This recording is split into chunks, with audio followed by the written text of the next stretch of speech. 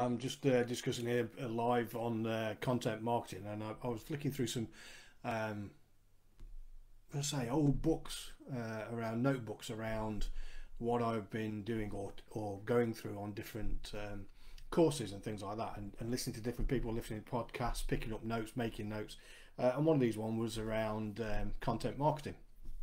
And there's 4 or 5 different things that I look at within content marketing. I listed them down here. I'll expand on them a little bit more, but it's only going to be a short video.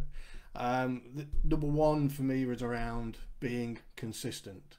I have this saying, routines and consistency equals results, and this is the one thing that you must do within content marketing, social media marketing, is being consistent.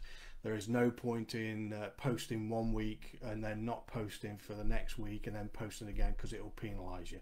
So you've got to be consistent, got to get into that routine of being consistent within content marketing as well.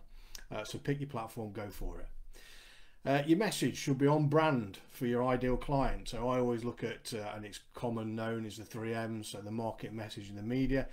So pick your market, know your market, identify your market, pick the message out and how you're going to structure that message and what you're going to deliver to that market, and then the platform, so the actual media, so whether it's LinkedIn, Instagram, Facebook, TikTok, whatever it is, but get those on point and on brand for your target market.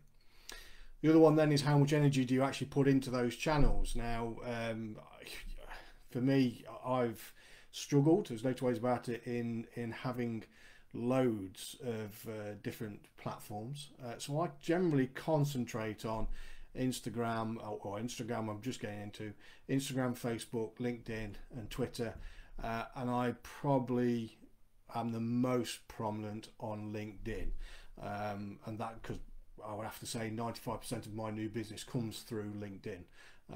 So for me, that's where it's at, B2B business. Although Facebook is becoming better for me as well. I'm getting into doing the ads, doing the postings, getting into being a little bit more consistent with Facebook, and that does seem to be working. Again, then pitching or stepping it up again from that on content marketing is then increasing the volume, so progressively increasing the volume of posting. Now the one that I don't increase the volume on is LinkedIn. The tests I've run, I think you can start to get in a bit of a I think people can start getting a little bit peeved in being of you being in their feed all the time, particularly if you haven't got a big following. Now this is one I'm testing, and one I'm going to be testing going through the next few weeks, so LinkedIn is going to be a little bit different for me.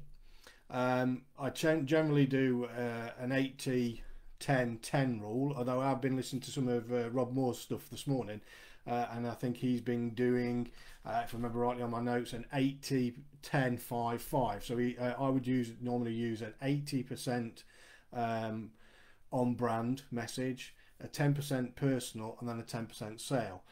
He's been discussing around doing, actually what he does is 80% on brand, 10% personal. He says it's actually less than that, and then a 5% on news.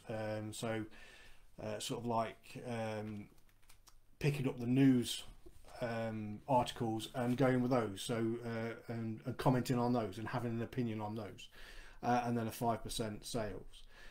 So I'm going to be swapping and changing a little bit over the next few weeks around the content marketing and testing these percentages and just changing and upping my volume as well. I'm also going to start using the Creator Studio within Facebook as well, to see what difference that makes within that platform, and whether that makes any difference to the following or the engagement, because we're using the Facebook's Creator Studio. So I'm going to be doing that. The other one then is then repurposing content, so taking a YouTube clip, putting it onto LinkedIn, Instagram, Facebook, taking the YouTube clip, taking it from text and creating a blog, putting the video, or taking again the audio from the video and creating a podcast and things like that. So repurpose it. I love Rob Moore's approach around how he does this. He sees this content as an asset, and how can he leverage that asset across his platforms, and also splitting it down as well.